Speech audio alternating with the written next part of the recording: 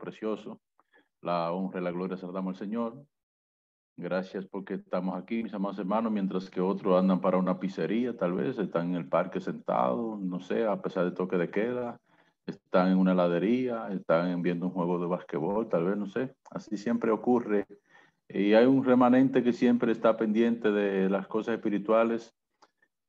Tal vez no es que seamos más santos que los que están por ahí, ni tengamos más necesidad de aprender más, pero cada uno da prioridad a lo que entiende prioritario en su vida.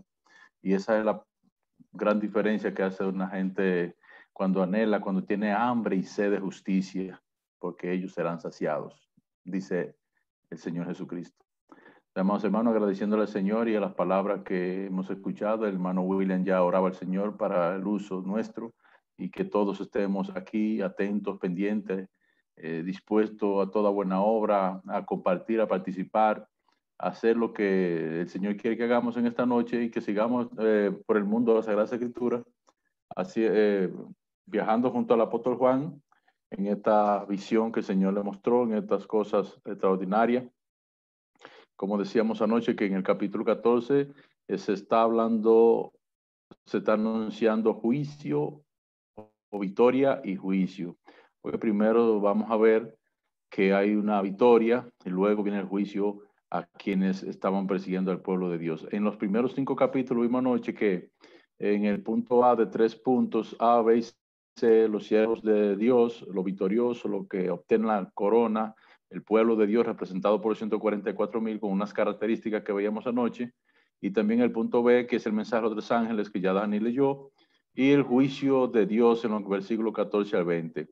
Estos siervos de Dios representados anoche decíamos que estaban junto al Cordero sobre el monte de Sión y explicábamos de 2 Sión, 2 Jerusalén, una física y una espiritual. De hecho, creo que Carlos estuvo cantando un himno Jerusalén celeste, porque es que hay una Jerusalén celeste. Y allá es que estaba el Cordero y estaban los 144,000, están los 24 ancianos, están los 4 seres vivientes. Vimos que tienen un sello también en su frente, el nombre de Dios y del Cordero, igual que también los de la bestia del capítulo 13, sería marcado en la frente o en el brazo derecho, para que el que no lo tuviera no puede comprar ni vender, y eso era un asunto que ninguno son literales, hemos señalado por las razones expuestas ya varias veces. Vimos también que esos redimidos que representan al pueblo de Dios en el cielo, los 144,000, entonaban un cántico, dice el apóstol Juan: yo oí como de estruendo de agua, como voz de trueno, como arpistas que tocaban sus arpas. Y hacíamos mucho énfasis en eso porque hay muchos religiosos y nosotros, los miembros de la Iglesia de Cristo, el pueblo de Dios, tenemos que estar preparados para aquel que demande razón de la esperanza que nosotros, la enseñanza que Cristo y los apóstoles nos han dejado, debemos defenderla con uña y dientes si es necesario, porque para eso debemos vivir, conocer la sana doctrina. Es una pena, el hermano José Luis Collado sí ha hecho grandes esfuerzos, tanto en Constanza, en la capital, en muchos pueblos del país, y hasta mucha gente de muchos países tienen varios grupos que de WhatsApp que él hace dando estudios, y ahora estamos haciendo el de sana doctrina. Esos son estudios que, bueno, no les voy a motivar mucho porque eso hay que tener decisión, hay que sacar tiempo de donde no hay, pero se aprende bastante. Hablábamos que el arpa simboliza en Apocalipsis la alabanza a Dios, es decir, que estaban alabando al Señor. Y ese cántico que ellos cantaban, decíamos nosotros, nadie lo puede aprender. Y decíamos que aprender no es aprender como cuando un niño va a aprender una lección en la escuela, sino como de vivir la experiencia. Nadie podía vivir esa experiencia, sino aquellos que sean redimidos por la sangre de Cristo, que hayan aceptado la nueva vida en Cristo Jesús, para hacer lo que el Señor le agrada. Esos 144,000, decía el versículo 4 y 5, que tienen unas características. Dice que estos no se contaminaron con mujer. Anoche explicábamos que la palabra mujer en Apocalipsis simboliza a esa ciudad de Roma que gobernaba en aquel entonces contra el apóstol Juan, o ciudad en sentido literal. Y aquí contaminarse con mujer, lo que significaría espiritualmente es que no se contaminaron con esa mujer llamada Roma en sus adulterios y fornicaciones, en todos los sentidos de la palabra. No se contaminaron espiritualmente en las inmoralidades de ella, pues son vírgenes, como el apóstol Pablo nos decía anoche, nos leía nuestro hermano José Frank, que Víctor no estaba, son vírgenes en 2 Corintios 11:2, que Pablo deseaba y desea presentarlo a usted y a mí como una virgen pura para el Señor. Son aquellos que siguen al Cordero por donde quiera que va, decíamos anoche, y también son aquellos que son redimidos de entre la tierra, y que en sus bocas no fue encontrada mancha, no había engaño, no había mentira. Y decíamos que cuál de los hombres no ha sido mentiroso alguna vez. Y el hermano Carlos al final rectificaba a 1 Juan 1:8, creo 2:8, acerca de que si nosotros decimos que no tenemos pecado, hacemos a Dios mentiroso, lo que significa que somos unos bandidos, viles, mentirosos, porque Dios no lo es, ¿verdad? Entonces quedamos en el versículo 6, en donde el apóstol Juan, ya que entramos en detalle para esta noche, quisimos hacer este preámbulo, este recogido para poner uno de lo que estuvimos tratando anoche. Aquí vamos a ver entonces el punto B, que es el mensaje de los tres ángeles. Aquí ya vamos a ver victoria y juicios en esta parte. Dice el versículo 6, vi volar por en medio del cielo. Oiga, ¿dónde está Juan? Allá andamos nosotros con él, porque ese es el contexto que debemos siempre tener para poder entender de qué, cómo y a quién le está hablando, cuando es en la tierra o cuando es en el cielo. Vi volar un ángel por medio del cielo que tenía el evangelio eterno. Anoche hablamos de que si se referiría al evangelio de muerte, sepultura y resurrección de Cristo. Vamos a ver de qué se trata. Hay traducciones a otras versiones de las Sagradas Escrituras, por ejemplo, la Nuevo Mundo, traducción al Nuevo Mundo, las Sagradas Escrituras, que son las que usan los testigos de Jehová, traducen este versículo así: y tenían buenas nuevas eternas, para que vayamos cogiéndole el piso y podamos entender un poquito mejor de qué evangelio se trata, porque el versículo 7 nos dará la respuesta, pero para que entremos así como con una plataforma, como con algo aplatanado, como dicen ustedes en Santo Domingo, aquí en República Dominicana, ¿verdad? Entonces, esa versión, el Nuevo Mundo dice, y tenían buenas nuevas eternas. Y dice la Biblia textual que tenían un evangelio eterno. Y al pie de la página, esta misma versión dice, dar la buena noticia. Pero la versión que más me gusta explicando este versículo es la Biblia de Jerusalén. La Biblia de Jerusalén traduce este versículo así: y tenían una buena nueva eterna que anunciar. Ya esto aquí nos va diciendo a nosotros que lo que este ángel iba a anunciar no es el evangelio que los hombres y mujeres andamos predicando. Usted sabe lo que dice el apóstol Juan, que el apóstol Pedro, que a los ángeles anhelan mirar esta obra que nosotros estamos haciendo, anhelan mirar. Algunos que traducen esta parte sin no sé cómo ni por dónde, anhelan predicar. Los ángeles no anhelan predicar. Si nos vamos al libro de los Hechos, nos damos cuenta de que un ángel le dijo a Felipe, acércate a ese carruaje, y porque el ángel no lo hizo. A los ángeles no se le encomendó el predicar el evangelio, a los hombres. El ángel que mandó a Pedro y a Pedro a casa de Cornelio, porque el ángel no le, cuando habló con Cornelio, con Pedro, no le dijo pues, que a Cornelio lo que tenía que hacer. No, es que Dios tiene todo bien organizado. Esto no es un mensaje de los ángeles. Y aquí este mensaje que tiene otra, este sí es un mensaje de los ángeles, un evangelio eterno. Por eso les leí algunas expresiones de algunas traducciones para que entendamos que ese evangelio no es más que una buena nueva, una buena noticia. Y ya para el primer siglo, cuando los apóstoles estaban predicando, muerte, sepultura y resurrección de Cristo, era la buena noticia más extraordinaria, era la novedad que existía en este mundo. Recuerden cuando a Pablo llevaron al Areópago, que dijeron, aquí hay otro palabrero que anda con anunciando a otros dioses. Era anunciando la salvación en Cristo Jesús. Entonces, aunque mis hermanos, aunque el afirmar aquí que se trata del evangelio de Cristo, la nueva buena salvación, no contradice ninguna enseñanza en la Sagrada Escritura, en el contexto veremos que no se refiere a el evangelio de muerte, sepultura y resurrección de Cristo, este evangelio eterno que este ángel va a anunciar.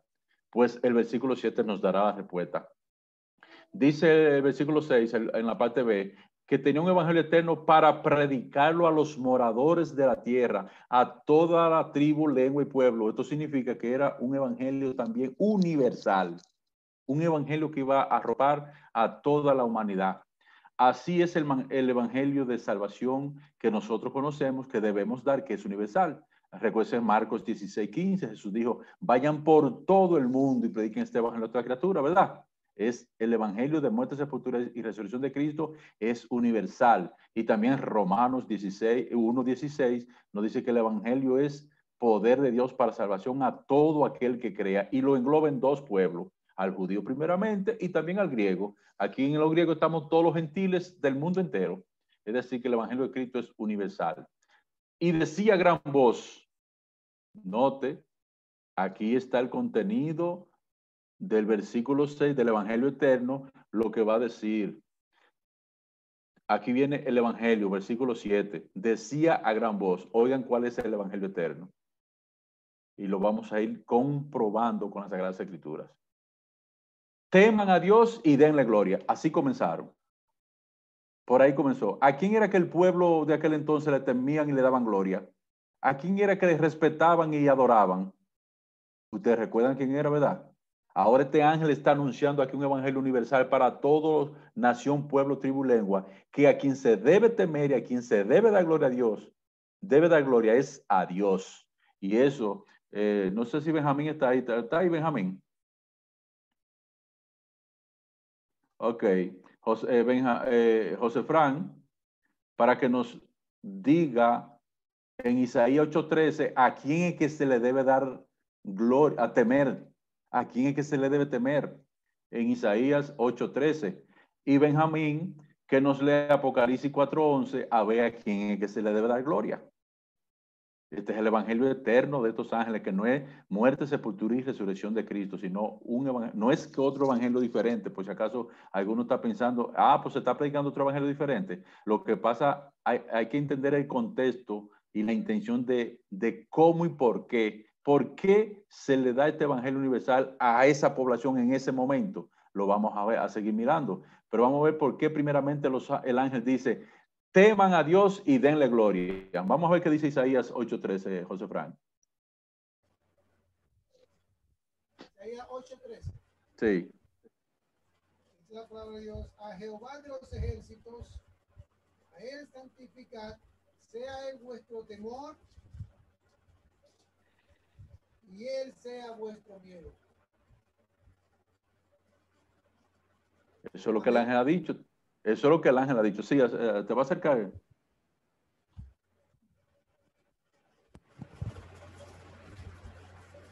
8:13. Sí, ahí se oye mejor.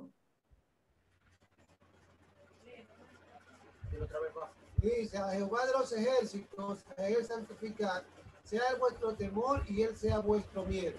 Isaías 8:13. Eso es lo que el ángel ha dicho. Teman a Dios. Isaías dice, a Jehová deben temerle. Y en Apocalipsis 4:11 nos dice también a quién es que se le debe dar gloria. Benjamín. Dice la palabra de Dios, Señor, digno eres de recibir la gloria, la honra y el poder, porque tú creaste todas las cosas y por tu voluntad existen y fueron creados. Amén. Ahí está. Ahí nos dice a quién es que se le debe también dar gloria. Ya vimos, por lo menos con 2 citas bíblicas, que este evangelio también, un evangelio eterno como el evangelio de la salvación, este no es un evangelio para salvación, sino para respeto y obediencia. Y vamos a ver qué le va a ocurrir a quienes no lo hagan. Porque ya la bestia, el gran dragón a través de la bestia y las 2 bestias han dicho qué se le va a hacer al que no se deje marcar. Entonces, aquí se le está diciendo que va a llegar. Entonces, ¿cuál es la razón que se le debe dar, se le debe temer y dar gloria a Dios? Porque la hora de su juicio ha llegado, la hora del juicio de Dios. Y vamos a ver que esto no se trata de aquel justo juicio en aquel día, sino de un juicio temporal. En el contexto veremos que se refiere a un juicio contra los perseguidores de la iglesia, no al juicio final, no al juicio venidero. Por eso yo siempre insisto en que nos mantengamos en el contexto de lo que estamos hablando para que podamos seguir el hilo de la conversación y podamos como entender algo. Porque aquí dice su juicio, la hora de su juicio ha llegado. Cualquiera cree que ya llegó la hora de juicio final, pero aquí recuérdense que es victoria y juicio. Y aquí está diciendo el Señor. Y dice el ángel, y adoren a aquel que hizo el cielo y la tierra, el mar y las fuentes de las aguas. Aquí menciona los tres elementos más importantes para la naturaleza humana. El cielo, la tierra, el mar y las fuentes de agua. Con eso basta para haber vida. En otras palabras, adoren a aquel que es el creador de todas las cosas. ¿Qué nos dice hermano Darío y Moisés? ¿Está Moisés ahí, Darío?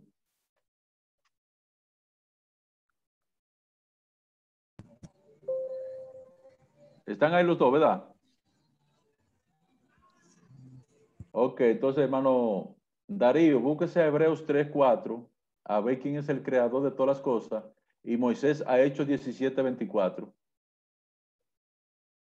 Son cosas que nosotros las sabemos, pero mientras más las sabemos y mientras más conocimiento bíblico para responderle a cualquiera que demande razón de nuestra esperanza con base bíblica, que uno no diga, bueno, yo sé que la Biblia lo dice, pero es bueno anotar esto, mis hermanos, ¿dónde dice que Jehová Dios es el creador de todas las cosas, aparte de Génesis 1:1? Escuchemos entonces qué dice Hebreos 3:4. Dice la palabra de Dios, porque toda la casa es hecha por alguno, pero el que hizo todas las cosas es Dios. ¿Verdad? Eso es lo que dijo el ángel, adoren a aquel que hizo el cielo y la tierra. Y Hechos 17:24, Moisés, ¿qué nos dice también? Pablo hablando allí. El Dios que hizo el mundo y todas las cosas que en él hay, siendo el Señor del cielo y de la tierra, no habita en templos hechos por manos humanas. No sé yo, no sé. Pasó un motor por ahí, yo más o menos, pero léelo de nuevo, Moisés, por favor. El Dios que hizo el mundo y todas las cosas que en él hay, siendo Señor del cielo y de la tierra, no habita en templos hechos por manos humanas. Palabra de Dios. Son reconfirmaciones de lo que dijo el ángel. Lo único que estamos viendo con más textos, recuerden que de principio hemos venido diciendo que se debe sumar a la palabra de Dios para que algo tenga veracidad, no restarle ni quedarnos con un solo versículo, sino buscar textos que nos amplíen los conocimientos de esto que está diciendo el ángel. Solo el creador Jehová Dios debe ser adorado. Esto, en resumen, eso es lo que dice. Y el hermano Dani y Roger nos lo van también a reconfirmar. Solo el creador Jehová Dios debe ser adorado. Dani, Apocalipsis 19:10 y Roger, Apocalipsis 22:8 y 9. Para que escuchemos la reconfirmación de esto, que este evangelio eterno que dijo este ángel. Léenos, Dani, 19:10. Dice la palabra de Dios: yo me postré a sus pies para adorarle, y él me dijo, mira, no lo hagas. Yo soy consiervo tuyo y de tus hermanos que retienen el testimonio de Jesús. Adora a Dios, porque el testimonio de Jesús es el espíritu de la profecía. Amén. Palabra de Dios. Amén, Marlon Dani. En otra ocasión escucharemos prácticamente las mismas palabras del apóstol Juan, porque asumió la misma actitud, y escuchemos la respuesta de este ángel. Apocalipsis 22:8 y 9 con Roger. La palabra de Dios nos enseña. Apocalipsis 22:8 y 9. Yo, Juan, soy el que oyó y vio estas cosas, y después que la hubiese oído y visto, me postré para adorar a los pies del ángel que me mostraba estas cosas. Pero él me dijo, mira, no lo hagas, porque yo soy consiervo tuyo, de tus hermanos los profetas, y de los que guardan las palabras de este libro. Adora a Dios. Ahí está el mandato, mis amados hermanos. ¿Ustedes recuerdan también a qué otro personaje merece toda adoración y por qué? ¿Quién recuerda quién merece toda adoración igualito que el Padre y por qué? El Cordero. ¿Y por qué el Cordero?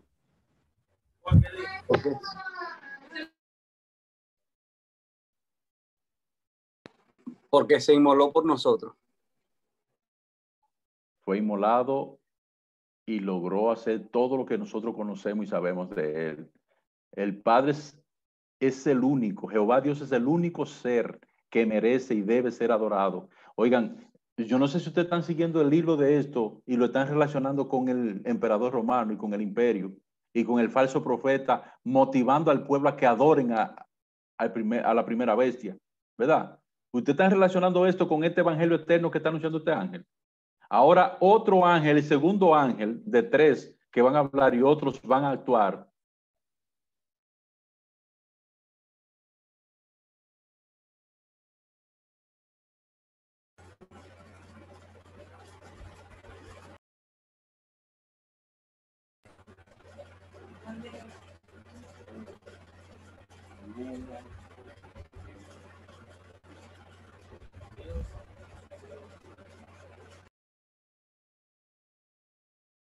Jehová y cantar salmos a tu nombre. Bueno es alabarte, Jehová, y cantar salmos a tu nombre. Anunciar por la mañana tu misericordia y tu fidelidad de noche. Anunciar por la mañana tu misericordia y tu fidelidad de noche. ¿Quién es el que Jehová? Cantar salmos a tu nombre. Puedes alabarte, Jehová, y cantar salmos a tu nombre. Anunciar por la mañana tu misericordia y tu fidelidad de noche. Anunciar por la mañana tu misericordia y tu fidelidad de noche. ¿Quién es el que vive? Cristo es el que vive. ¿Quién es el que salva? Cristo es el que salva. ¿Quién es el que viene? Cristo es el que viene. Anunciar por la mañana su misericordia y tu fidelidad de noche. Anunciar por la mañana tu misericordia y tu fidelidad de noche.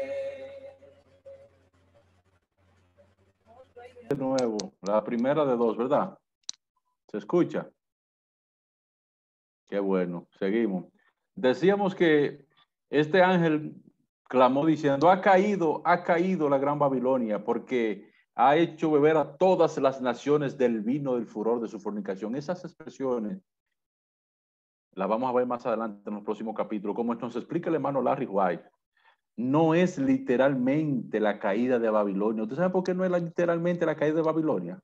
Porque la Babilonia que se conocía en el año 539 antes de Cristo fue destruida cuando Ciro el Medo-Persa sitió a Babilonia y que fue el tercer ser de los 4 seres vivientes, de los 4 animales que en el capítulo 7 de Daniel tuvo en la visión.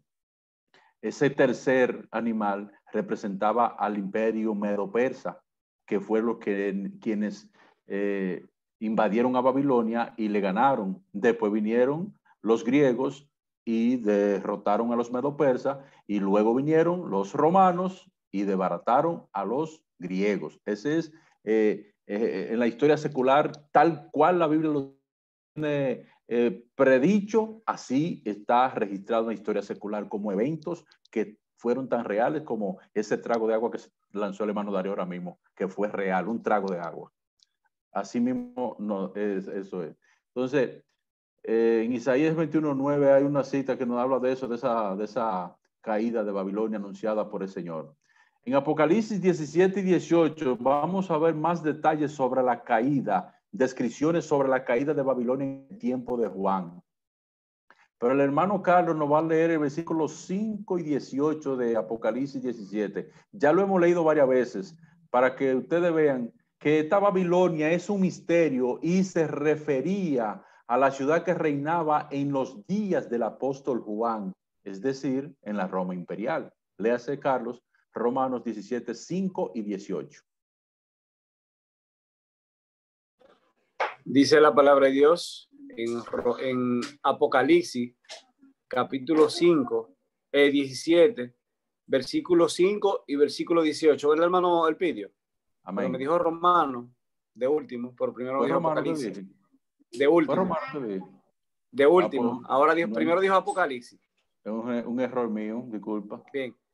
Apocalipsis 17:5, la palabra de Dios dice: inscrito en la frente estaba un nombre cuyo sentido era un misterio, la gran Babilonia, madre de las rameras y de las abominaciones de la tierra. Y el versículo 18 dice: la mujer que has visto es la gran ciudad que reina sobre los reyes de la tierra. Usted en el versículo 5 dice que era un misterio. Ese letrero que llevaba en la frente, en letras mayúsculas, lo que pudieron verlo. Esa Babilonia, el segundo ángel dice, ha caído. Este ángel anuncia la caída, pero no es que cayó en ese momento cuando él lo dijo, sino está anunciando su caída. La veremos en el capítulo 18. Y es, hermano, que para Dios las cosas que no son, pero que sí serán, ya son. No sé si ustedes entienden el trabalengua. Pero en la mente infinita de Dios, las cosas que Él sabe que van a suceder, Él la dice y nada ni nadie la detiene. ¿Usted quiere una prueba de eso? El hermano William, que se busca Romanos 4:17, decía, y el hermano Julio, si está por ahí, me pareció verlo, a Josué 6:2. Julio Céspedes, Josué 6:2. Por lo menos el pichón está ahí, sí, pero que le avise a su padre. Josué 6:2 y William Romano 4:17. A ver, algo que dice el apóstol Pablo ahí. A ver cómo es que Dios es tan interesante y tan poderoso. El ángel dice ha caído, pero no ha caído todavía. Pero ha caído porque para el Señor va a caer. Y de que va a caer, va a caer. Léase Romano 4:17, William. Dice la Biblia, como está escrito: te he puesto por padre de muchas gentes delante de Dios, a quien creyó, el cual da vida a los muertos y llama las cosas que no son como si fuesen.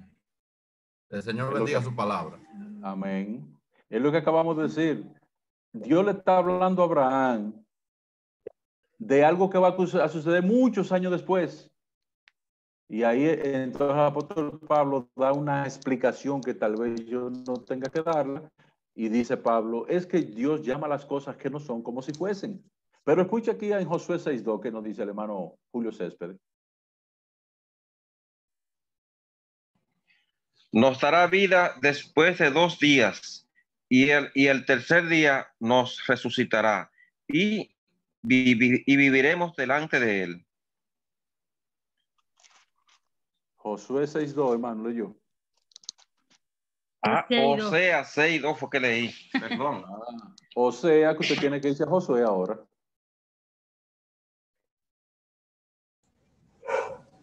Lo leo. Si lo tienes de leador ahí, sí, para que ganemos tiempo. Más Jehová dijo a Josué: mira, yo he entregado en tu mano a Jericó y a su rey con sus varones de guerra. Yo he entregado a Jericó en tus manos, pero ¿dónde? Todavía ni siquiera los preparativos han hecho. Todavía ni siquiera han salido. No han dado el primer paso. Pero Jehová le dijo a Josué, yo he entregado a Jericó en tus manos. ¿Y qué creen ustedes? ¿Lo creyó? ¿Y qué creen ustedes? ¿Fue? ¿Y qué creen ustedes? ¿Lo logró? Porque Jehová Dios llama las cosas que van a ser como si ya son, porque Él sabe que va a acontecer. Y esto es lo que el ángel dijo. Ha caído, ha caído. Ya veremos en el capítulo 18 qué destrucción tan horrible va a tener esta madre de la ramera, esta gran ciudad que reinaba sobre los reyes de la tierra, esta gran ciudad que le dio a beber del vino del furor de la fornicación. En cuanto al vino de su fornicación, ahí el hermano Julio está ahí todavía. Búsquese el capítulo 17, versículos 2 y 6 de Apocalipsis, para que veamos el vino que se ha bebido esta madre de la ramera. ¿Cuál es el vino? Apocalipsis 17, versículo 2 y versículo 6, hermanos Céspedes.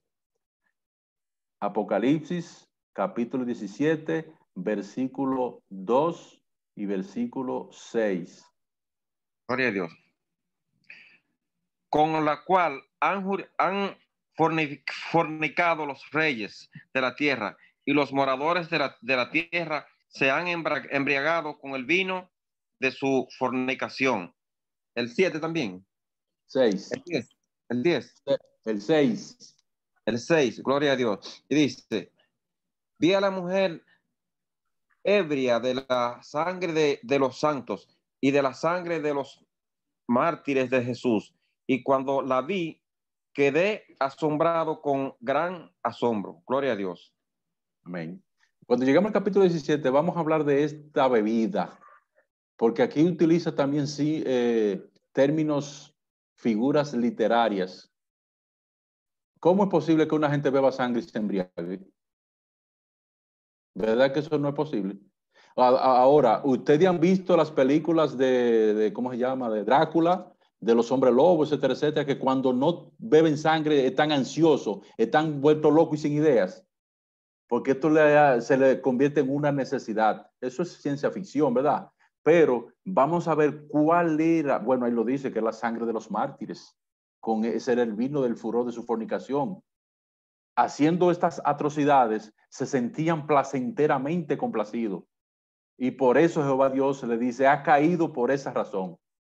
Entonces el tercer ángel le siguió diciendo a gran voz, si alguno adora la imagen y recibe a la bestia y a su imagen y recibe la marca en su frente o en la mano, vamos a ver qué le va a pasar a esa gente.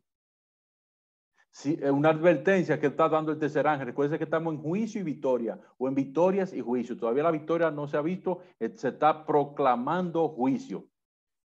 Si alguno adora a la bestia, a su imagen, esto dice el tercer ángel. Recuerden, relaciona esto con lo que yo decía anteriormente acerca de la adoración al dragón, a la bestia, a la segunda bestia, y la adoración que Dios a través del primer ángel proclamó el evangelio eterno, diciendo cuál es, a quién es que se debe adorar y por qué.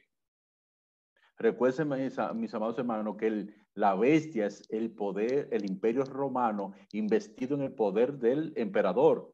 El emperador era adorado en su gran mayoría, y uno de ellos que exigía su adoración era Domiciano, el segundo maligno, el gobernó del 81 al 96.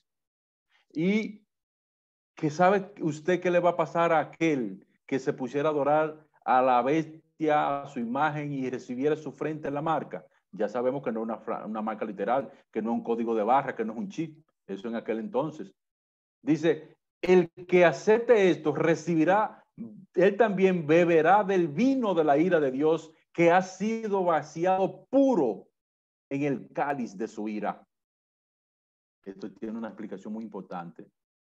Ya veremos en el capítulo 16 las copas de la ira de Dios derramada, que hay que comienzan a derramarse las copas y a castigar a las naciones. Esta expresión vaciado puro significa, y anótela, que fue vaciado puro el cáliz de la ira de Dios. Significa que era ira sin misericordia. No iba a haber piedad para nadie. Como cuando Dios mandaba, por ejemplo, a Saúl a destruir a tal o cual ciudad y él tuvo piedad de alguno. Cuando él mandaba a matar a niños, jóvenes, ancianos, mujeres, hombres, animales, todo, a exterminarlo, porque no quería que quedara nada que fuera inmundo. Asimismo, este juicio que viene para la gran Babilonia es una ira sin misericordia. Los que adoraban al emperador, a la bestia, podían escapar de ser matados por el emperador romano si no querían adorarlo. Pero lamentablemente, mis hermanos, los que adoraban al emperador a sabienda no iban a escapar de la ira y misericordia de Dios, porque Dios se lo estaba advirtiendo, como hoy en día nos está advirtiendo a nosotros y le está advirtiendo al mundo a través de nosotros lo que viene por ahí. Y si no nos arrepentimos y nos convertimos y nos bautizamos para el perdón de los pecados y nos proponemos y nos mantenemos perseverando en la doctrina de Cristo, los apóstoles, haciendo lo que Él dice, lo que Él manda, entonces nos vendrá algo peor que eso, porque va a ser castigo eterno. Castigo eterno, mis amados hermanos. Entonces, vimos en Apocalipsis 14:7 que se exhorta a adorar a Dios, anunciando de manera general juicio. En los versículos del 9 al 11, nosotros vamos a ver que se anuncia el juicio o la ira de Dios entre los que adoran a la bestia y a su imagen. Oiga, qué interesante. en el versículo 7, un anuncio que será un juicio de manera general. Pero en los versículos 9 al 11 se anuncia el juicio y la ira de Dios contra exclusivamente el grupito que adora a la bestia y a su imagen. El hermano José Fran nos va a cantar un coro para que veamos estas partes un poquito en esta noche. José Fran, cántese un coro para que los hermanos se pongan de pie y descansen un ratito si quieren. Vamos, hermano, vamos adelante, mirando a Cristo. Él es el blanco, vamos adelante, mirando al Salvador. Porque el que mira atrás se hace transgresor. Porque el que mira atrás se hace transgresor. Vamos, hermanos, vamos adelante, mirando a Cristo. Él es el blanco, vamos adelante, mirando al Salvador. Porque el que mira atrás se hace transgresor. Porque el que mira atrás se hace transgresor. Porque el que mira atrás se hace transgresor. El que mira atrás se hace transgresor. Amén, varones. Dios le bendiga y las hembras que están ahí también. El versículo 10 finaliza diciendo que esos que hagan eso serán atormentados con fuego y azufre. Oigan, difiérame aquí y lo vamos a explicar más adelante, la diferencia entre ser exterminado y ser atormentado es muy diferente. Y será atormentado con fuego y azufre delante de los santos ángeles y delante del Cordero. Y el versículo 11 dice, y el humo de su tormento sube por los siglos de los siglos, y no tiene reposo de día ni de noche, los que adoren a la bestia a su imagen, ni nadie que reciba la marca de su nombre. Atormentado con fuego y azufre. Esto me trae a la memoria a Génesis capítulo 19, cuando Sodoma y Gomorra, ¿verdad? Cuando fue estas dos ciudades exterminadas. El fuego y el azufre de estas dos ciudades los destruyó. Pero el fuego y el azufre aquí mencionado sería para atormentar. Es un tormento por los siglos de los siglos. Esto se parece a algo, ¿verdad? Se parece a algo, pero no necesariamente será al de los siglos por la eternidad, puesto que aquí se menciona día y noche y en la eternidad no habrá día y noche. Eso es una expresión, una hipérbole que utiliza ahí, o un exégesis, una exageración. Es un tormento por los siglos de los siglos. Es el mismo que después es comparable, aunque no igual, al que va a recibir el diablo, el gran dragón, la bestia, el falso profeta, los ángeles de Satanás y todo aquel que no se haya inscrito en el libro de la vida. No sé cuál de los que estamos aquí en esta plataforma esta noche está inseguro. ¿Quién se ha apartado del Señor? ¿Quién no está haciendo lo que a Dios le agrada? ¿Quién está tambaleante? ¿Quién no está respetando a su padre, a su madre? ¿Quién no está obedeciendo a Dios? ¿Quién no está haciendo su voluntad? ¿Quién no está yendo a las actividades de la iglesia? ¿Quién no está predicando? ¿Quién no está viviendo el evangelio de Cristo? Todo aquel que tenga toda esta duda también recibirá en algún día un tormento igual. Todo aquel que no se haya inscrito en el libro de la vida será un tormento sin fin, sin descanso, y este que le estaban diciendo aquí será en la presencia de los ángeles y del Cordero, y ese humo sube por los siglos de los siglos. Hubieron ciudades que eso, no sé si todavía está subiendo ese humo, pero en Isaías 34:10 habla de unas de esas ciudades que fue destruida así. El versículo 12 da una esperanza aquí. El 12 abre una esperanza y el 13 la completa. Dice el versículo 12, aquí está la paciencia de los santos. ¿Usted se acuerda de cuál es la paciencia de los santos? Dice la Biblia textual, aquí está la perseverancia de los santos, la longanimidad, el haber sufrido, el haber padecido, el haber aguantado como el buen caballo, como el buen trabajador. Valió la pena permanecer, valió la pena serle fiel hasta la muerte, como dijimos hoy dice en Apocalipsis 2:10. Tanto por el castigo que tendrán los que adoran a las bestias, porque, oigan, decía un compañero mío, algunos de ustedes pueden conocerlo, creo que Carlos lo conoce, Dani puede conocerlo, las mellizas pueden conocer, no sé si Darío, pero Elizabeth puede ser. Santos Payano, un profesor que era técnico distrital, ya está jubilado, él está pensionado, está jubilado. Él decía, la venganza es dulce. Hermano, aunque nosotros no querramos, a veces nos sentimos como con un confort por dentro cuando algunas cosas ocurren. No es que sea bueno ni que sea malo, pero como que la venganza. Esto es una frase, ¿tú sabes de quién? De un personaje que se tuvo como loco, pero enseñó tantas cosas, un reburú de lo que enseñó, llamado Maquiavelo. Esta es una expresión de ese señor. La venganza es dulce. ¿Por qué? Porque aquellos santos que estaban debajo de la mesa, debajo del altar, clamando día y noche por venganza, llegó el momento de ellos saborear. ¿Qué clamaban ellos? ¿Hasta cuándo, Señor Dios justo, santo, va a vengar nuestra sangre?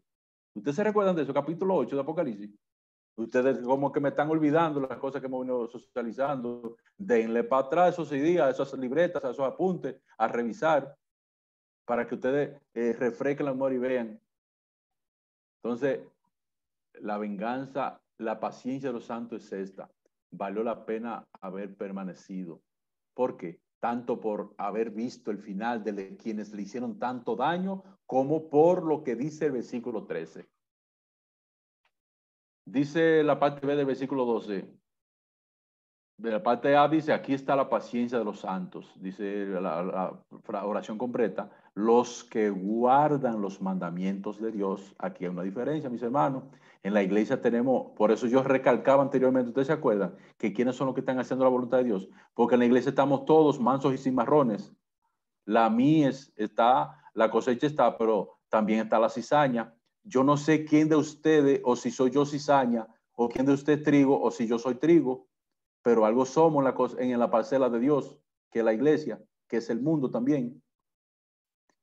Por eso es que en la iglesia tenemos que estar todos, lo que son y lo que no son, porque veremos más adelante el juicio, la cosecha, y esa es la parte C, el tercer punto de Apocalipsis 14, le pertenece al Cordero y a sus ángeles hacer esa cosecha. Nadie está autorizado, salvo excepciones, como el caso de procedimiento para disciplina, de sacar a nadie de la iglesia, digamos de la congregación, porque de la iglesia, cuando uno se va a la iglesia, se va del cuerpo de Cristo, y que se va del cuerpo de Cristo ya está desgajado, y que está desgajado se seca, y lo van a recoger, lo van a atar en manojo, y lo van a echar en el fuego y va a arder. ¿Ustedes se acuerdan de eso que dice el apóstol Juan? Entonces, eso tenemos que poner cada quien nuestra barba en remojo para saber quién está en Cristo. Dice el apóstol Pablo, pruébense a ver si ustedes están en la fe. ¿Cómo? Haciendo la voluntad de Dios. Entonces, aquí los que guardan los mandamientos de Dios, hermano, aquí esta partecita aquí sí quiero comentarla muy bien, porque hay muchos grupos religiosos que insisten en que se trata de los 10 mandamientos. Y ahí no dice el que guarda los 10 mandamientos de Dios, sino el que guarda los mandamientos de Dios, y al final dice, y la fe de Jesús. Hay muchos mandamientos que no forman parte del decálogo de los 10 mandamientos. Por ejemplo, en Hechos 17:30, el apóstol Pablo recomienda lo de Atenas. Dios, habiendo pasado por alto los tiempos de esta ignorancia, ahora manda a todos los hombres. ¿Quién es que manda? Dios. Entonces, ¿esto no es un mandamiento? Claro que es un mandamiento. Está mandando a todos los hombres que se arrepientan. Ahora, dígame usted, ¿en cuál de los 10 mandamientos está incluido este? Ese no existe en los 10 mandamientos. ¿Y qué dice el apóstol Pablo en 1 Corintios 14:37? Que ya lo habíamos citado anteriormente en otras ocasiones. El que se cree espiritual entre ustedes, diciendo a los corintios, sepan que lo que yo le estoy hablando son mandamientos del Señor. Dígame, ¿cuál de eso que él estuvo tratando ahí en la carta a los corintios forma parte del decálogo? Por lo tanto, esta expresión aquí, los que guardan los mandamientos de Dios, nunca dicen, ni dijo, ni dirá los que guardan los 10 mandamientos. Hermano, tenemos que aprender estos argumentos para debatir con todo aquel que anda un poquito errado y que necesita orientaciones, para que le orientemos bíblicamente lo que guardan los mandamientos de Dios y la fe de Jesús. Es decir, que además de guardar los mandamientos de Dios, hay que guardar la fe de Jesús. ¿Y cuál es la fe de Jesús? Sencillamente creer en Jesús. Es que los que guardan los mandamientos de Dios son los mismos que obedecen a Cristo. Son los mismos que tienen la fe de Jesús, porque la fe y la obediencia van tomadas de la mano. Ya los dice Santiago en el capítulo 2, que para usted mostrarme que tiene fe, obra. ¿Y cuál es la obra? Actuar. ¿Y qué es lo que tengo que actuar? Bueno, yo oí, me produjo fe, yo me arrepiento, pero eso no sabe nadie. Entonces, ¿cuáles son mis obras? A partir de ahí, 2 obras inmediatas. Convertirme es mi primera obra. Segunda obra, confesar con mi boca esa fe que yo ejercí. Y tercera obra, bautizarme para el perdón de los pecados.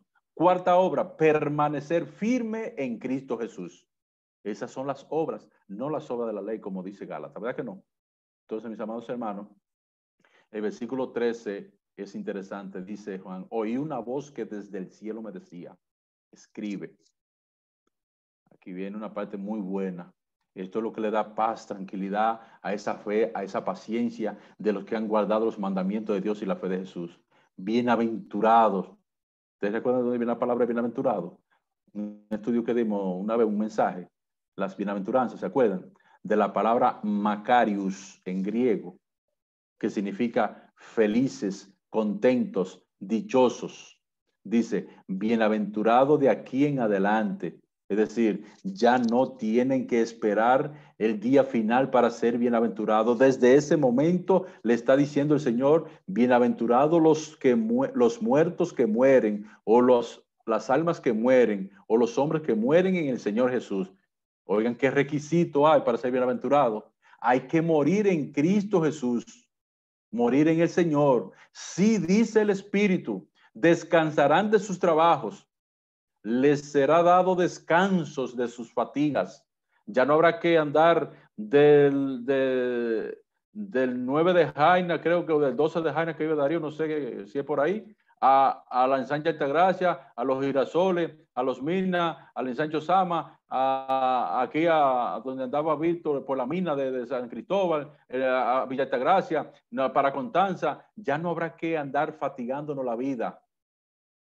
La Biblia textual dice, les será dado descanso de sus fatigas, porque sus obras, esas obras que realizaron, ¿de cuáles obras? ¿Ustedes se recuerdan las 4 primeras obras que yo mencioné? Que debe hacer todo ser vivo. ¿Usted se recuerda? Después que oye el evangelio y lo cree en su corazón. Bueno, si no se recuerda, repásalo. Esas son las primeras obras. Y después dijimos de la 4ª obra, permanecer firme en el evangelio, haciendo todo lo que Dios ha mandado. Todas esas obras, nos dice 1 Corintios 15:58, y esa nos la va a leer el hermano Carlos, 1 Corintios 15:58, y el hermano Dani, Hebreos 6:10, para que veamos qué justo es nuestro Padre Celestial. Y todo aquel que haga algo en el Señor le va a pagar conforme a sus obras. Vamos a ver 1 Corintios 15:58 y Hebreos 6:10 a los 2 hermanos asignados. La palabra de Dios enseña en 1 Corintios capítulo 15, versículo 58. Así que, amados hermanos míos, manténganse firmes y constantes y siempre creciendo en la obra del Señor. Seguro de que el trabajo de ustedes en el Señor no será en vano. Oigan, qué esperanza, mis amados hermanos. Qué esperanza. ¿Y qué dice Hebreos 6:10?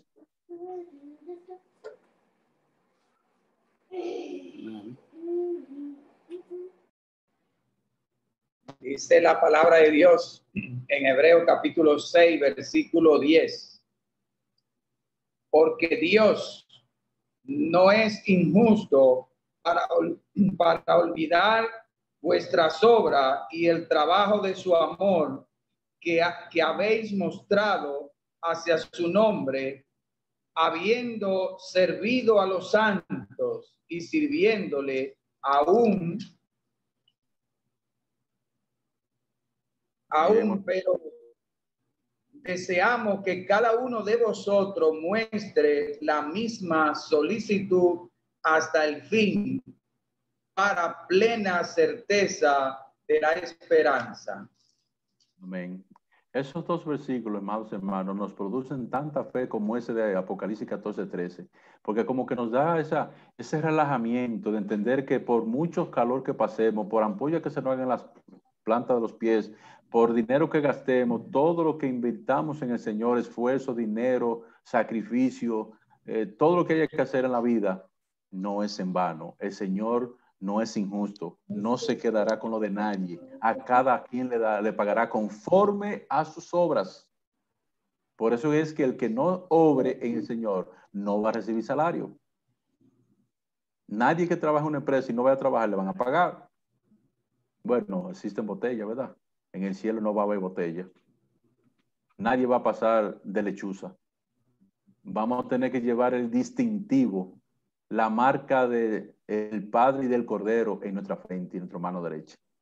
Así que, mis amados hermanos, ya por no cogerle más tiempo a ustedes, vamos a dejarlo hasta aquí en el punto 2 en esta noche, y el punto 3 lo trataremos el próximo viernes con Dios delante, si nos permite estar vivos. El juicio de Dios. Ay, ay, ay, ay. Y ahí ya el jueves que viene, el sábado que viene, probablemente veamos el capítulo 15 entonces, o el mismo viernes entremos a ver los ángeles con las siete postreras plagas. Ya vamos a ver eso. Pero el juicio de Dios, fíjense que ya ha sido anunciado. Y decíamos que en el capítulo 18 que veremos la caída de la Gran Babilonia. Pero aquí ya le dio una paz, una tranquilidad a esas almas. Y ahora en los versículos 14, 15 y 16 vamos a ver también que los ángeles van y cegan, van y cosechan a aquellos que son de Dios, a los siervos de Dios. Y de los versículos 17 y 18, 19 y 20 de Apocalipsis 14, entonces ahí viene la yagua de brasa, como decía mi papá. Así que Dios le bendiga a todos y nos vemos mañana si estamos vivos y en estudio el próximo viernes. Felices sueños para todos.